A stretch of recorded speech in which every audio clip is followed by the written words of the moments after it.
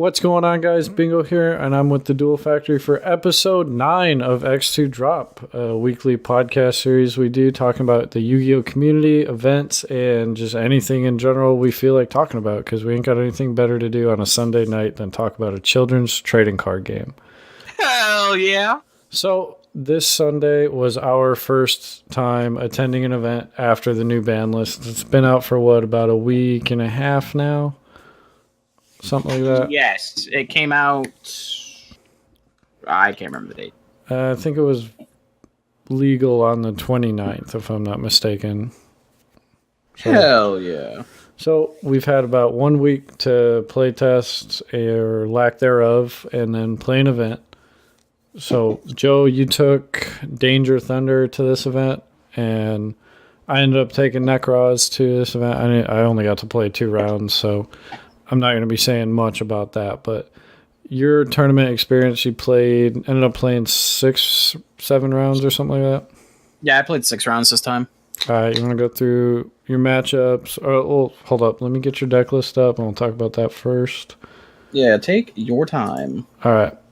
So I got it pulled up, and just run through, the off text, because there's a couple changes since the ban list, obviously. Yeah, so before the event, we knew Dark Neostorm was going to be legal, and that set actually made me really nervous because Mystic Mine was coming out, and I thought the best version of the deck to play was the Sekka's Light version, but Sekka's Light decks are unplayable under Mystic Mine because you're all monster effects and you just get locked down and you can't play. So I fiddled with the idea of playing Pure for a little bit, and then I decided that it wasn't good enough, and I'd rather just play this version. And if I take the loss to Mystic Mine Game 1, then so be it. But my tournament experience, I didn't even play one single Mystic Mine deck, so it didn't even matter. Yeah, I know. I thought more highly of that deck than I should have. But like I said, it's the first week, so we'll see if anything changes. But for the 6 rounds I played, my first round... as all of you know, the good old tradition is I always play a meme round 1. Does not matter. Always happens. And my meme of the this regional was Time Lord Burn. Not entirely sure where the burn came from, but there were Time Lord cards. So that was a quick 2-0. My round 2, I played against the Danger Orcus deck. I did win the dice roll, but I bricked game 1, and he comboed, but I was able to resolve dangers to draw into my combo pieces and clear his, what was it? I was able to clear the Galatea, so the counter trap was useless. I was just able to kill him there, and then he comboed me game 2, and then game 3, I full comboed him, and then he didn't expect the Amorphage Sloth to come off the Redic Seal of Heavenly Spheres, so he lost that match.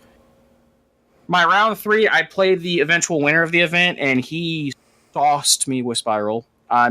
There's just no other way to put it. I was sitting there game 1, he did the Tri-Gate Sleeper combo, and I opened all special summonable monsters with an Ibla on my side of the field, so I just didn't get to play. Game 2, I got a combo, then game 3, he extra linked me with Sleeper, and I could not play. Round 4, I played against Salamangreat, which is my best matchup, so it was an easy 2-0.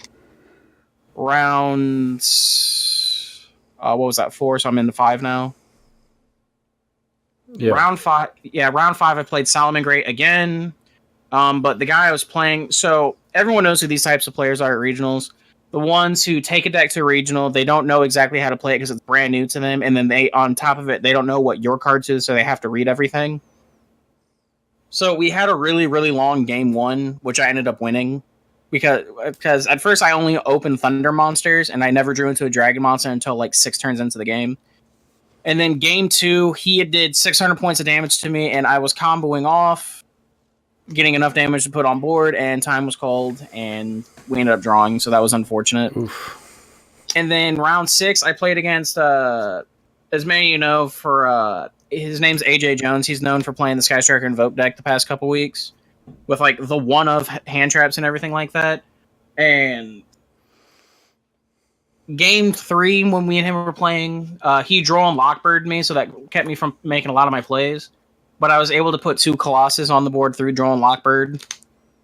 But and I had to use the Levianeer to put the second Thunder Monster on board for me to be able to do that. And he top techs Sphere Mode as a 6-card for turn, and that's when I dropped.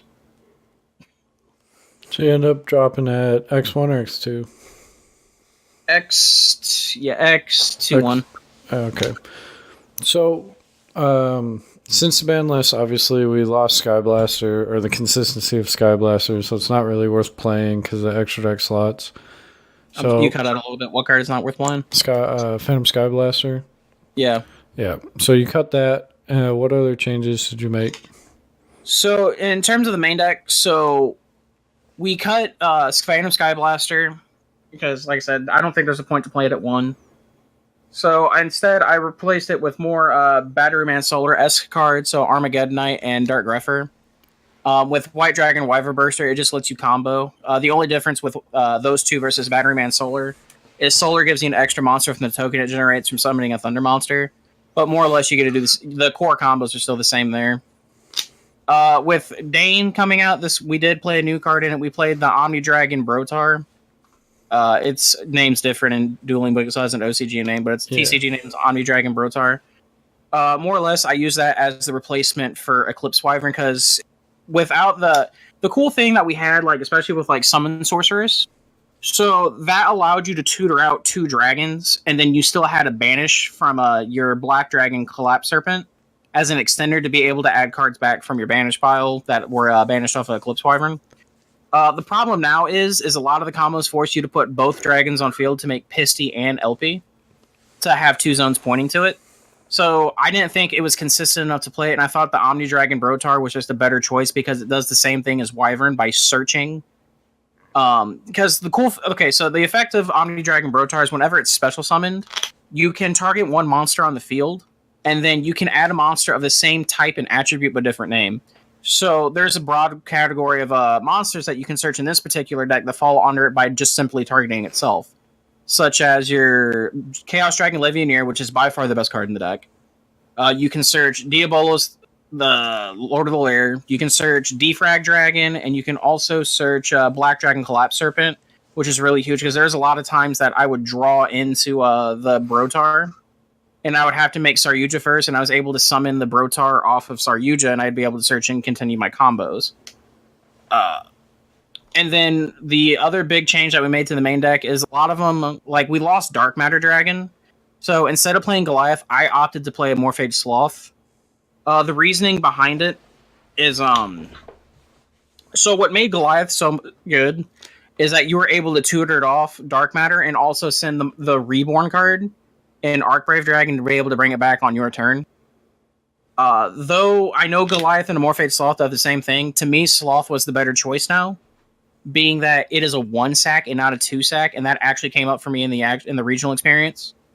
Because sometimes you'll look at your hand and you won't be able to play, and then if you draw into like Goliath or you drew into Sloth, Goliath is a 2-sack, whereas a Morphage Sloth is not. A Morphage Sloth is a 1-sack that does the same thing, and there's no normal summon in the game that's going to get over a 2250, much less a 2750, right?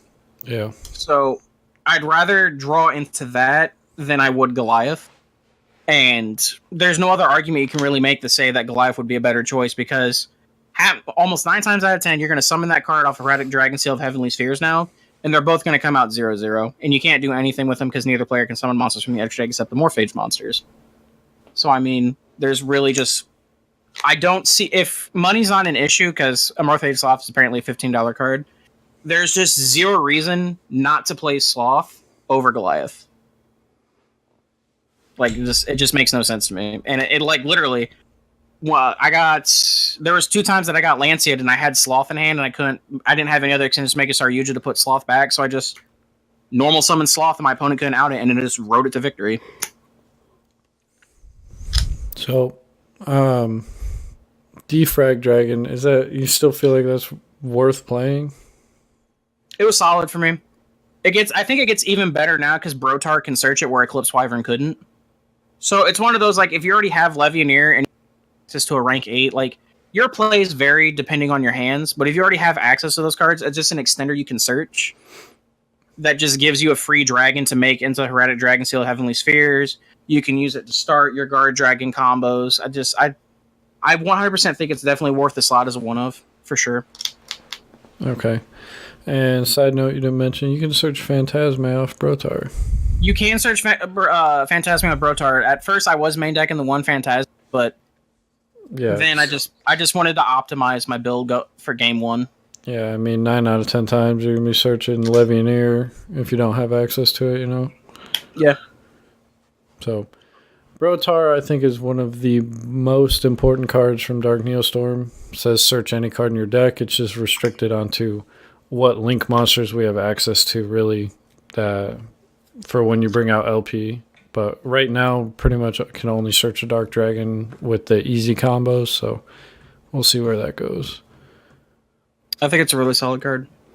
But, yeah, so going into this event, we talked heavily about Mystic Mine, and, you know, you were extremely afraid of that deck while I acknowledged it existed, but I told you it's not going to be everywhere.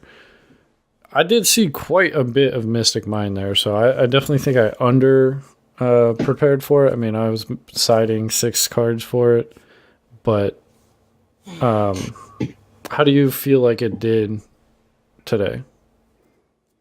For how much I had thought about it and put theory behind how my deck could lose to it, to me it was incredibly underwhelming from what I thought it was going to be. Like the card, don't get me wrong, Mystic Mine itself is an insane card, but the top players and the best players that were in the room just decided to play the card. And they just rather play their combo decks and stuff like that, where you consistently do the same thing every single game, whereas Mystic Mine, it's not going to do the same thing every single turn, but it's going to do something broken every once in a while, you know? Yeah, now I know Aldo played against Mystic Mine round 2, right? Yes, he did. And he ended up getting it really close to time, but he was playing Salaman great. I think he was siding, Twins and... Actually, I don't know what else besides Twins he was siding. Twins and anti-spells. Oh, yeah. He had that crazy chain link with Twin Twisters and then anti-spell on the... Was it... Starlight Road. Yeah. And the metaphors just fizzled. Yeah. So, again, it's just... You don't have to prepare too heavily for it, but you do have to acknowledge its existence.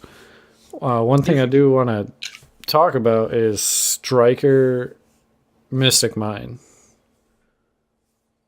because that just came in 16th at Spanish Nats, and I guess the OCG's been doing it for a while. You there? Yeah. Oh, you cut that again. You didn't hear anything? Okay. So Sky Striker Mystic Mine. It took 16th at Spanish Nats, and OCG's been doing it for a while. That is a concept I did not consider, but while Mystic Mine is up, you have the freedom to just resolve your spell cards and get set up without, you don't need to cycle Kagari as often because you can't. So I guess it does have a home there, but I never would have thought of that. So what do you think about it? I don't know. It's one of those ideas that I don't think has caught on here in the TCG yet. Other than, the guy took 16th place, and it's more of an OCG thing, but a lot of the Sky Striker players I saw today, they were just playing regular old Sky Striker, even with the one Kagari. I saw a lot of people were playing Skybase. Yeah, but, I feel like that's a staple now. There's a lot of people in there who were X1 or XO with it, and they weren't playing any way to recover Kagari. Their multi-rolls were just put in work. Yeah, I just feel like we're at that point where the ban list happened and people are just really quickly adjusting, and then come the next 2 or 3 weeks, there's going to be events and innovation, whether it's where I want the deck to go or not with Mystic Mine, but I feel like we're in that awkward transitional period right now. Yeah. I don't know. I think you just need to... I use the term develop the format loosely, because our format's I think it's still pretty well defined. Yeah, we've only it's more or less the same. But it's one of those things that probably just needs tested more. But I think the idea of Mystic Mine is really good, especially since half the time you only need one monster at a time to win.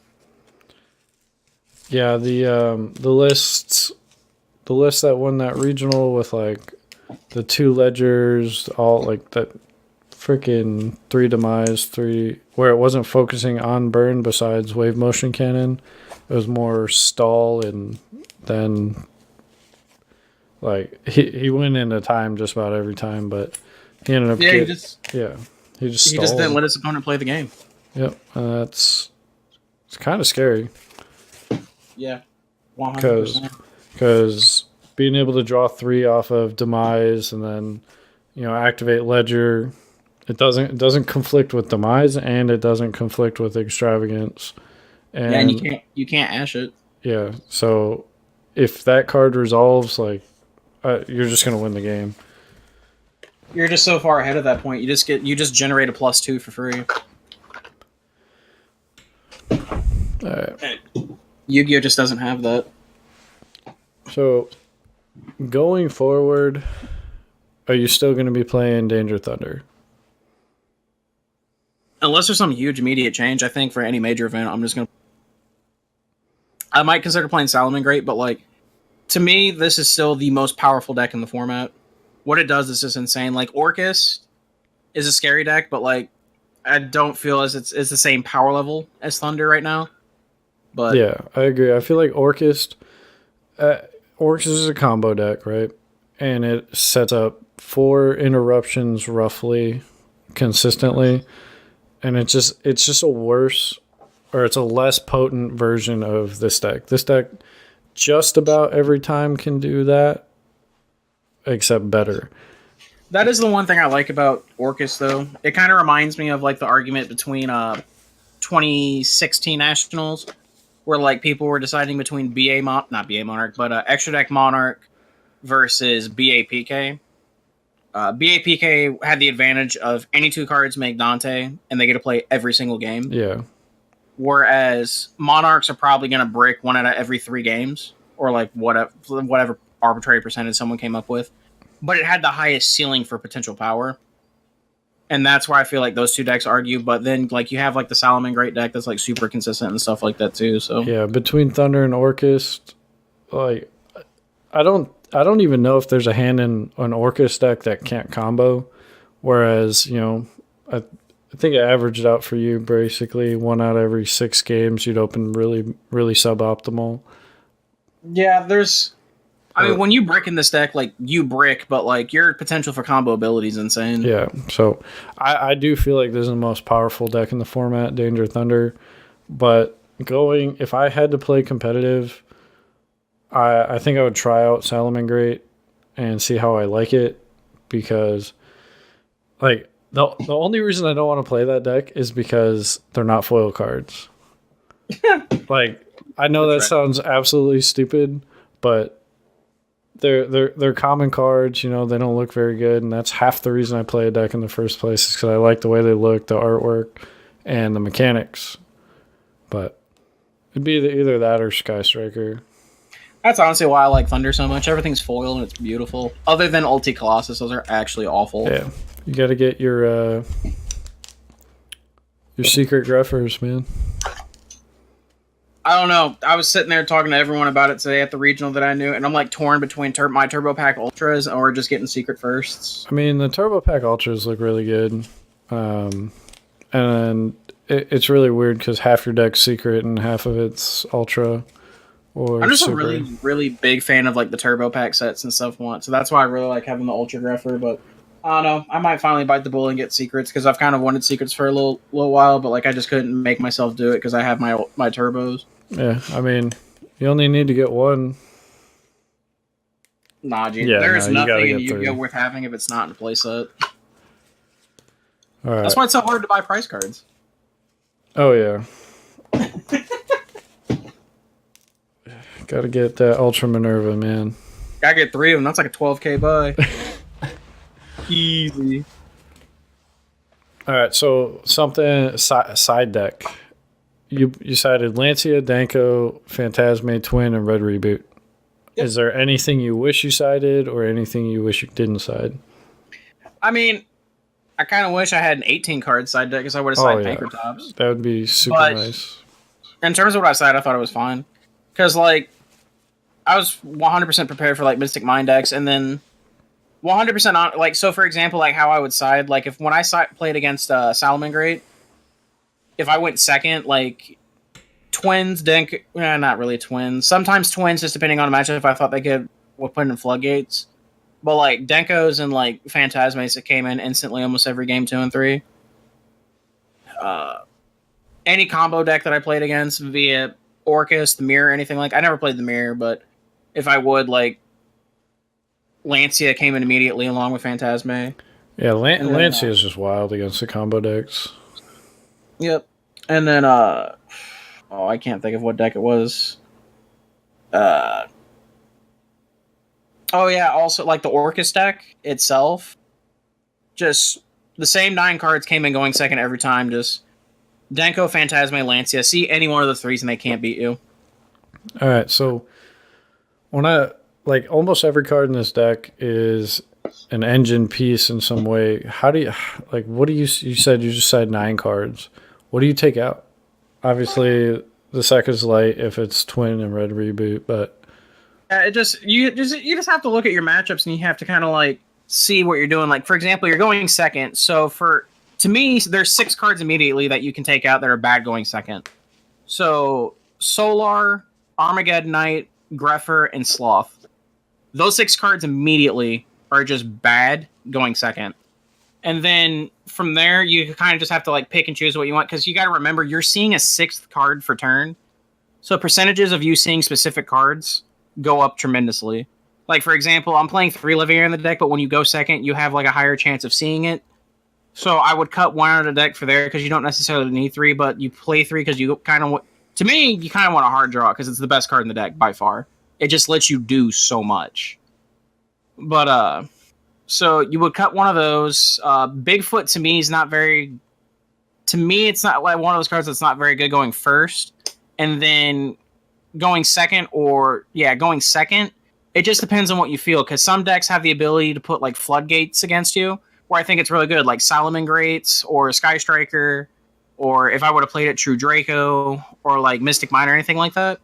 I think Bigfoot's really good at outing floodgates, but then you look at, like, the matches where you're playing against combo decks, such as, like, Orcus, the Mirror, the Spiral player that I played and stuff like that, and Bigfoot's not very good, so you have to consider taking that out.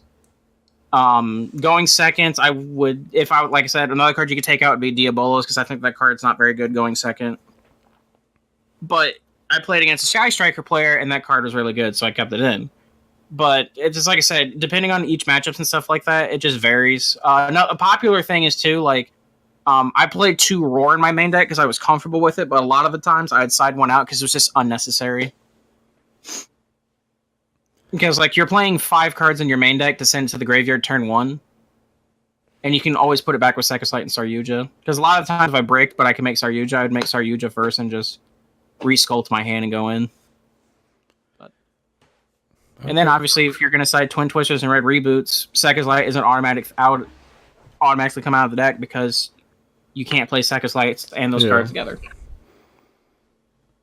Yeah, so that's just a big point I wanted to get your insight on, because a lot of people, that are just getting into competitive, or, they're kind of casual competitive, where they like theory and they like going to events, but they don't sit down and think about everything.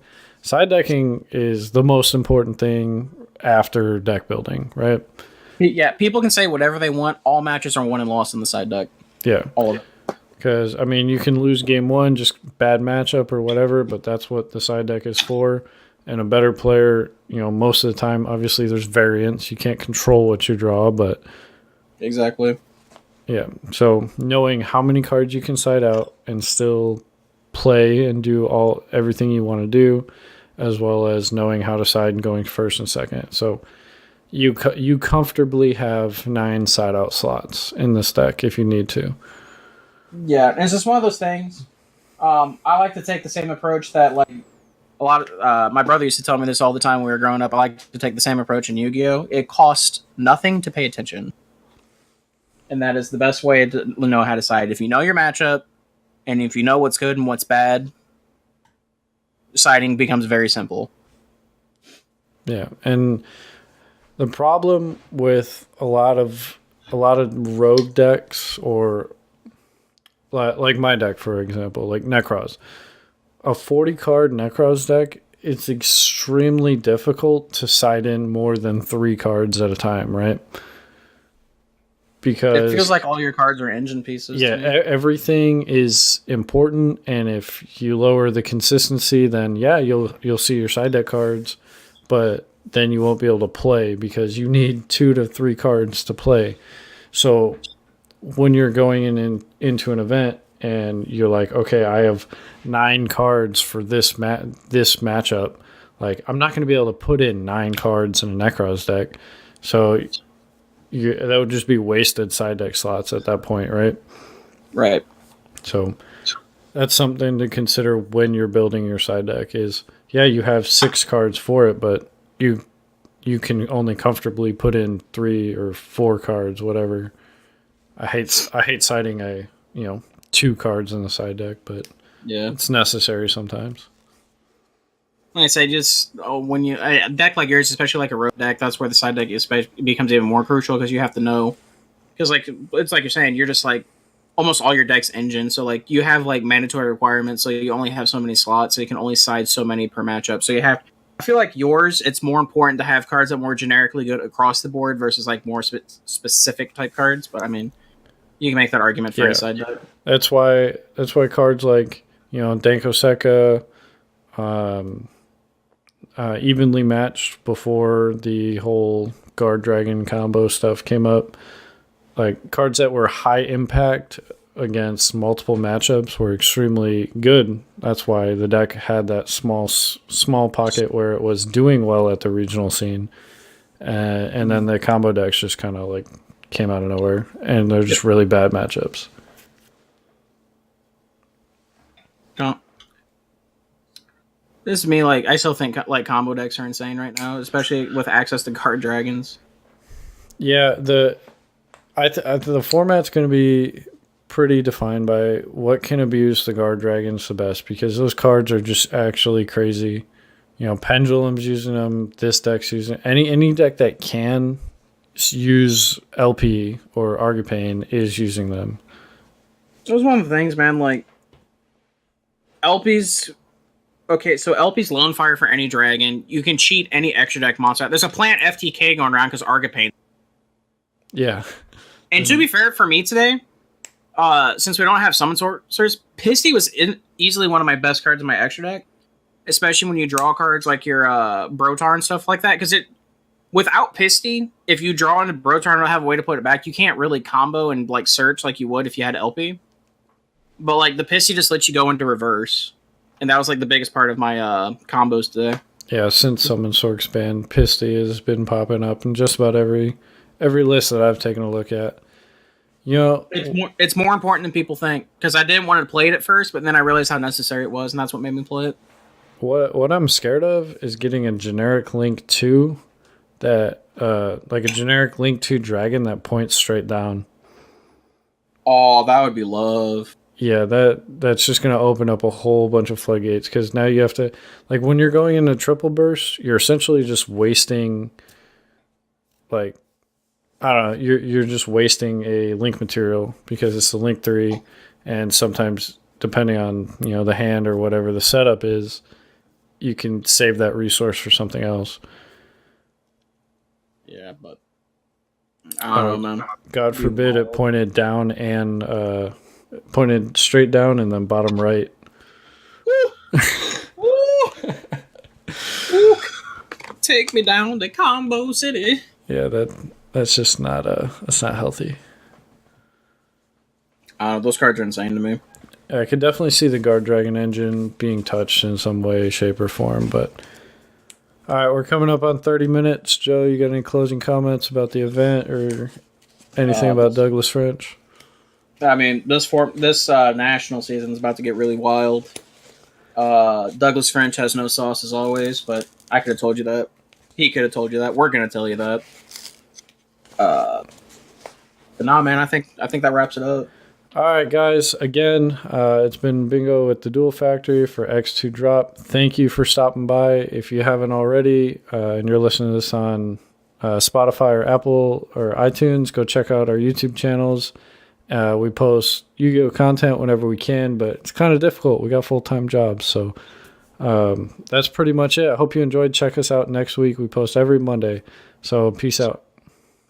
Okay, bye.